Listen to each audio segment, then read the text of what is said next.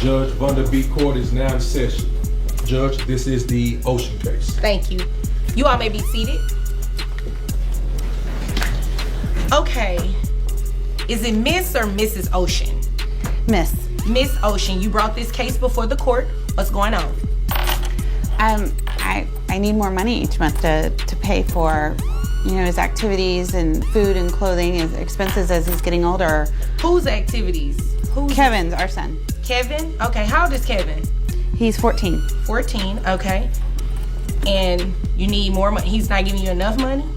No, he pays for tuition and healthcare, but, Wait a minute. He pays for tuition? If I remember correctly about tuition, it's kind of expensive. Get ready, folks. This case is about to take an unexpected turn. Monsieur Ocean is seeking increased financial support from her ex for their 14-year-old son, citing rising costs for tuition, healthcare, and extracurriculars like football and guitar lessons. But here's the catch. The father is already paying close to $600 a month and claims he picks up additional expenses when their son stays with him. So who's really shouldering the responsibility? And when does a parent's request for more cross the line into legal overreach? Stay tuned, because Judge Vonda B. is about to deliver a decision that challenges both entitlement and effort.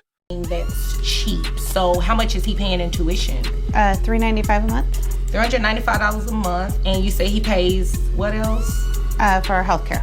Healthcare? How much is healthcare? It's $185 a month. $185 plus $395. Okay, is there anything else you want me to know? What type of activities? Well, he's joined the football team,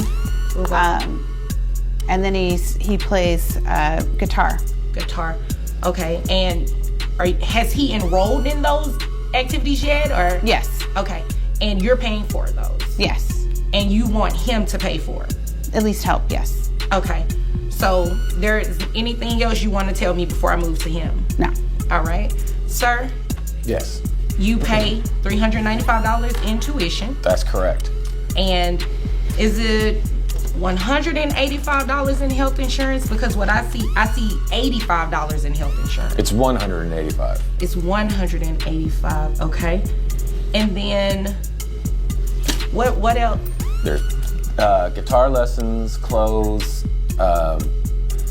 Whenever he stays with me, I pay for, all his activities and everything else too. So it starts to add up. Okay.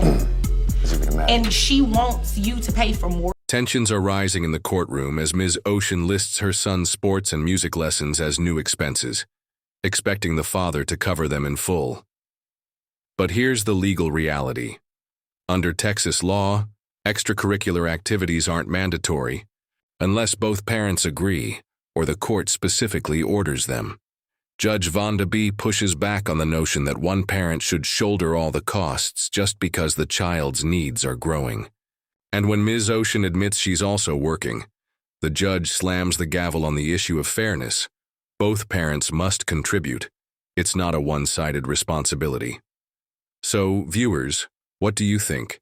Is she genuinely seeking support or trying to shift the full load? That's correct. I'm not understanding this, ma'am. The way that child support works is supposed to pay a certain percentage for the child, not for you to just get all scot-free and have him paying for everything. That's not how this works. I understand, but as he's getting older, his expenses are getting more. And I understand that. And what do you do for a living? I'm an administrative assistant. So you make money too, right? Yes. So it naturally follows that you should be covering some of these expenses as well, correct? Yes. All right, so I'm not going to have him be responsible for each one of those things individually because he's doing a lot already. And sir, where do you work? I'm a pool cleaner. Pool clean. How much do you make a year doing that? About $45,000. All right, yeah, that's not how this works. I mean, did a friend of yours tell you that you can come in here and get him to, run him through the slammer and have him pay everything? Did somebody tell you that? No, ma'am. Okay, well, were you thinking that on your own? I just wanted more help paying for this. All right, so I'm gonna need you to go ahead and pay for some of this on your own because I'm not going to make him responsible for everything. What I have here, sir, I'm not sure if your employer made a mistake on your documentation, but what you provided to the court for medical insurance, I have $85, not $185. So I only can give you credit for what's in front of me. If that's an error, you can come back at any time and, get that. This clip captures a pivotal moment. The father isn't dodging responsibility.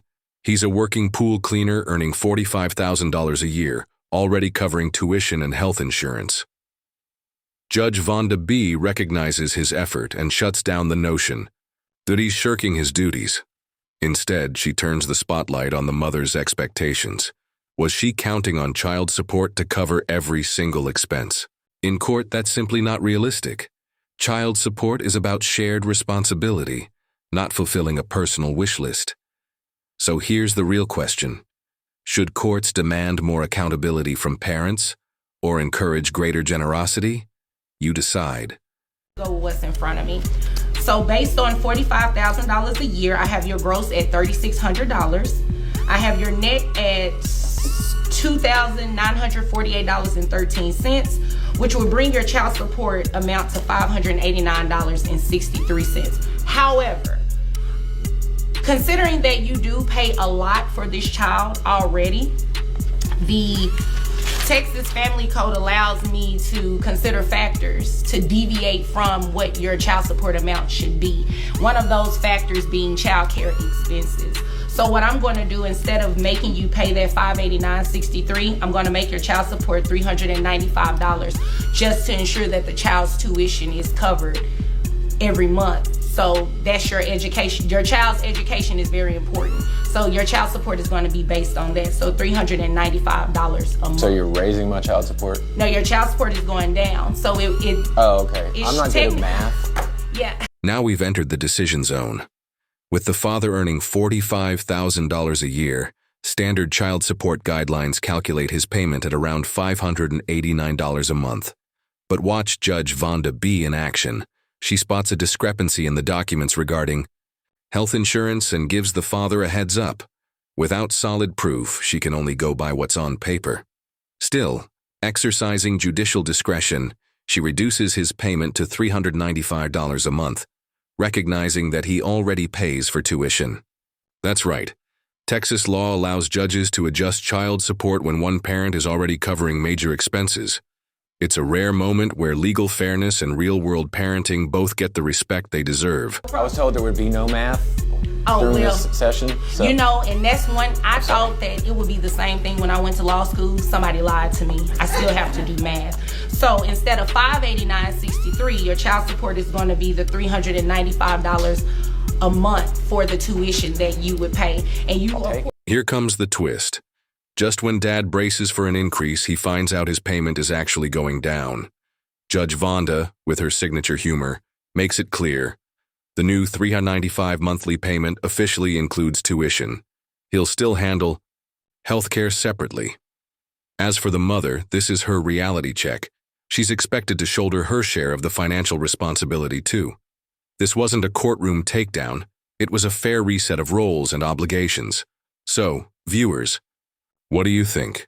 Did Judge Vonda strike the right balance, or should the father have been required to pay more for the extras? To keep covering the health insurance, and if you choose to pay for football and guitar, that's up to you. But ma'am, you need to be responsible for something. So, does anybody have any questions? No, ma'am. Any questions? No, I appreciate it though. No problem. Well, you don't even have to thank me. You can thank the legislator because they give us the option to do this for people. It's just the right thing to do. If there's nothing further, you all are dismissed. In the end, Judge Vonda struck a powerful balance between empathy and accountability. She acknowledged the father's steady financial support and made it clear he wouldn't be overwhelmed with additional demands. By locking tuition into the child support amount and reminding the mother that shared parenting comes with shared costs, she delivered a ruling rooted in fairness, not emotion. This case is a clear reminder. The courtroom doesn't cater to emotional appeals. It responds to facts and equity. If this gave you a new perspective on how child support really works, drop your thoughts in the comments and subscribe for more no-nonsense justice from Truth Court.